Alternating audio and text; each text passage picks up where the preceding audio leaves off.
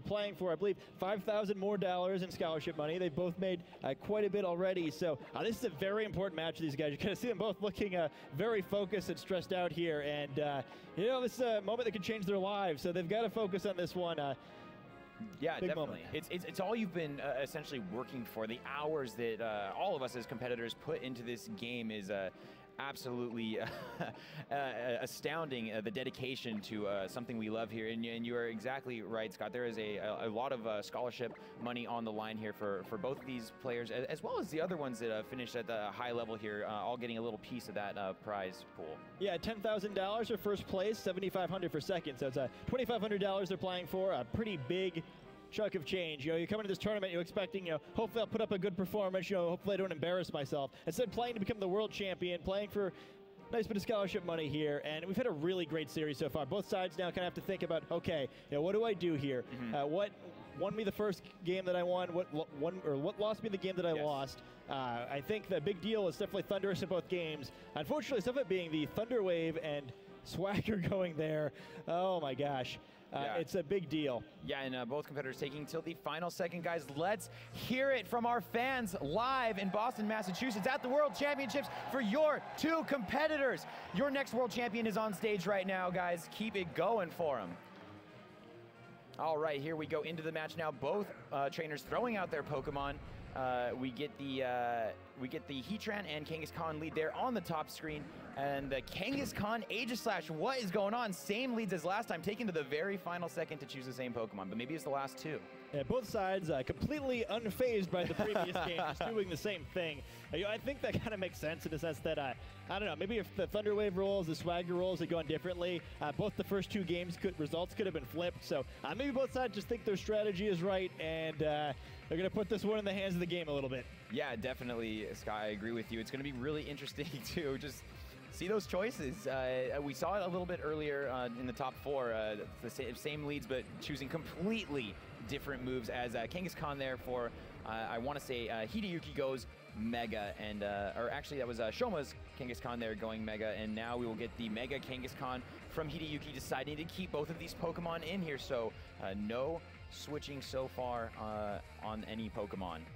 This is interesting. A Protect now from Hideyuki, not wanting to maybe get faked out or take any damage. Will it be another double Protect? No King Shield here. It looks like it's the substitute this time from Shoma. So I'm really liking that choice, and I don't think it will be an attack into that Aegislash, considering there was a Mega for Shoma and Aegislash going on the offensive with a Shadow Ball, most likely breaking the substitute here. So a good play by Shoma, not really taking that much damage, and Kangaskhan really not taking any as well. And now Aegislash out in the open for some damage. Yeah, I like that play by the Aegislash side of the field, though. We've seen what can happen so far in this tournament when you give Heatran a substitute for free, and with no fake out on one side of the field, Protect on the other, you kind of know that Kangaskhan can't really do anything to stop that substitute from going up. So even though it's kind of a risky play, Aegislash gets that Shadow Ball off. If it had been a Heat Wave instead, it would have just got a knockout. So yeah. I'm really seeing the power of weakness policy, I guess, to kind of enable some plays that normally you can't make. And even though Aegislash is going to have to probably get back into its King Shield now, unless it wants to be very risky, it does prevent Heatran from getting set up and gets Kangaskhan now free to attack, not having to worry about that fake out. And we saw that it definitely takes at least one power-up punch in order for that Kangaskhan to take out that Heatran, so I don't think Heatran has much to worry about on this turn from Aegislash, so definitely can risk it, I think, on this one, as we see Aegislash going King Shield here, and both players staring intently at their 3DS screens here as we get a huge hit from the Kangaskhan, hanging on with 9 hit points. Hideyuki will definitely be hitting back here. Shoma maybe hoping to pick up the knockout there. It's a big return, so both players just really trading Kangaskhan's almost at this point here as Kangaskhan hangs on in the yellow. What will Heatran do, though? It's a Heat Wave. It connects, and I think we will see the Kangaskhan fate for Hideyuki. Yeah, Kangaskhan can't hang on this time. Very cleanly knocked out. You kind of see the power of a low kick rather than power-up punch. Yes. Though, I guess a return as powerful as the one that Shoma did there would probably still have put it in range of Heat Wave. Now, previously, we'd kind of seen Landorus coming in a little bit earlier, helping Kangaskhan reduce damage from the attacks on the other side so it can survive. This time, Landorus coming in a turn too late there. Kangaskhan's already been knocked out, but at least this Aegislash does get back into shield form. Again, kind of creating that threat of, well, do you really want to Heat Wave and risk me firing a boosted attack back at you? Exactly, and choosing his Pokemon very quick there. Just knew Landorus is coming out, and we still have not seen that fourth and final Pokemon from Hideyuki, so could be a game changer just waiting back there in a Pokeball. Makes you wonder also if it's a Pokemon that can't handle these two Pokemon well. When you move that quickly, sometimes if you're on the other side, you kind of think, well, I guess there wasn't too much of a decision for my opponent to make there. So that could be important information for Shoma to hone in on. Yeah, he might know that exactly who it is. Shoma now deciding to switch out here, realizing that Landorus might be able to get rid of it here, and switching into his own Landorus, going to go ahead and get an Intimidate off onto Hideyuki's Landorus. And interesting enough, that reduced stage of attack on Aegislash will lower its Shadow Sneak.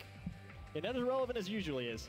And we do see the Protect there from the Heatran, not taking any damage on this Rock Slide, and a little bit of damage onto the Landorus there now, who has Hideyuki decided to target with this Aegislash here. It's going to be a Shadow Ball, doing a nice chunk of damage there, taking the Landorus down to about 50% health.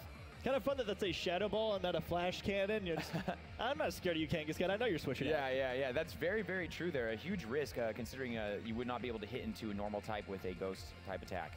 Still pretty good positioning for both sides. Heatran didn't really get anything out of protecting there, perhaps expecting to be double targeted instead.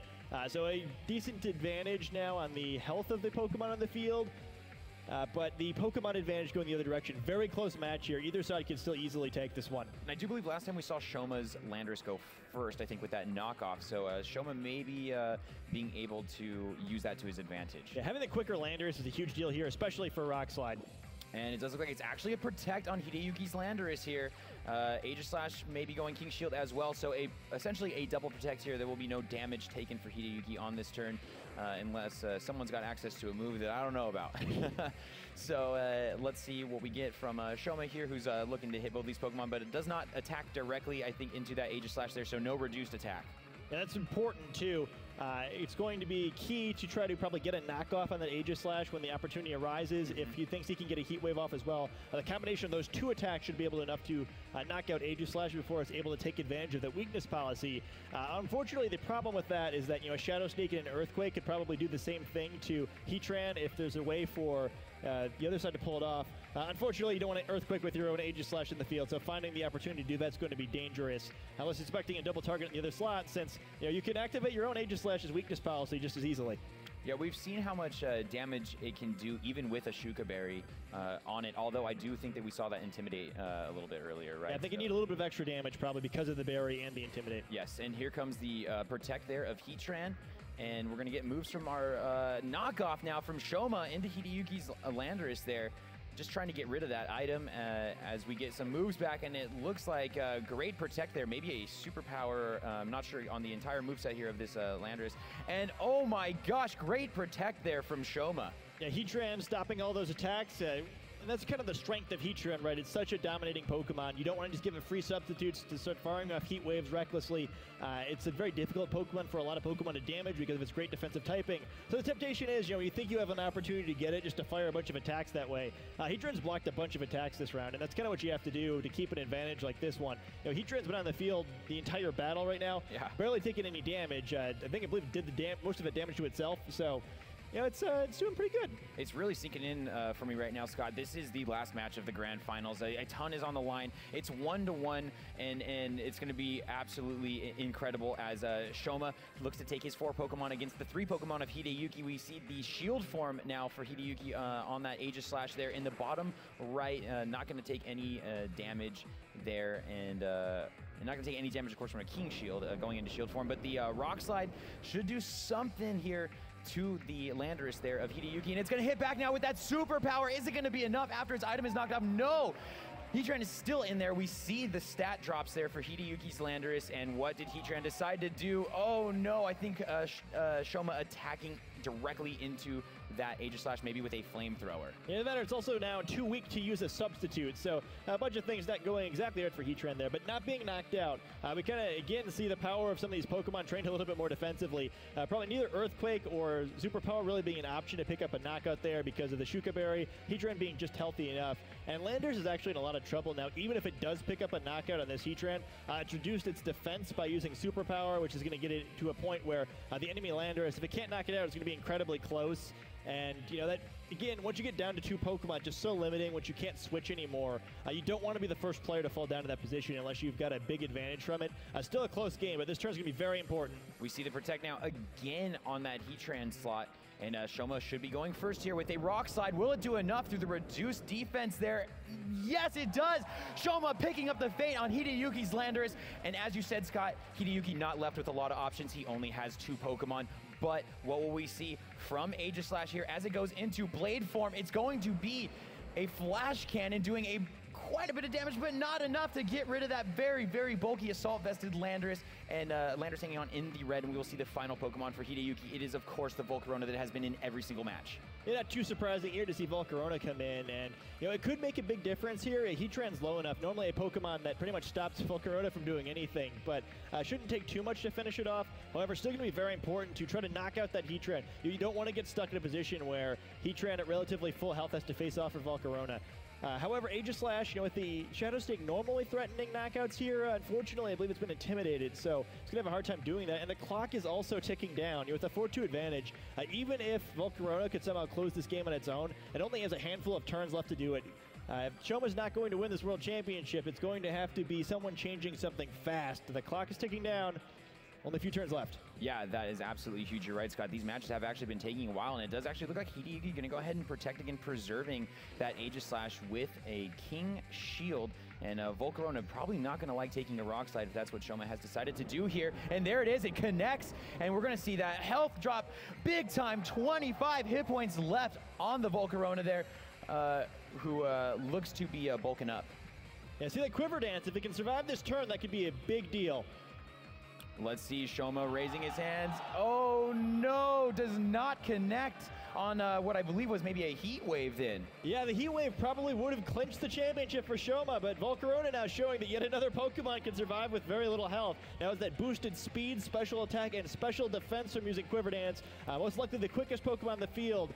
Now it's a very dangerous situation for Shoma. Even though he's got a big advantage here, Volcarona's a Pokemon that can help turn this around. He doesn't want to waste too many attacks into potential protects and let Aegislash pick up knockouts, but you can't just ignore this Volcarona. Even the full health Pokemon remaining on Shoma's side could be in a lot of danger here. Again, not much time left on the clock. Really only, depending on how long these players take, maybe 6 to 7 turns left on this one. Hideyuki staying incredibly calm for being at such a disadvantage right here. And we do see the Giga Drain, I think, there on that Volcarona, getting a little bit of hit points back and fainting that Landorus. And let's see what we get. There it is, a Heat Wave. Should do a ton here. Oh my gosh, picking up the Fate on Hideyuki's Pokemon, as well as catching the Burn, activating the weakness policy there, but the Burn is absolutely huge, and it's only a matter of protects before this one is over. That it is. Aegislash limited in turns. Is going to try to find a way to knock out 3 Pokemon in 3 turns to have a chance here without being knocked out itself. No, it is going to be absolutely incredible if something like that does happen. It's going to be very, very difficult. We see the Shadow Ball finishing off that Pokemon, and Shoma will be bringing in the next 2 Pokemon here, and I think it will be Kangaskhan again on this one, as he led with it a little bit earlier there in the Burn, doing work. Only 32 hit points left, maybe only 2 turns for Aegislash.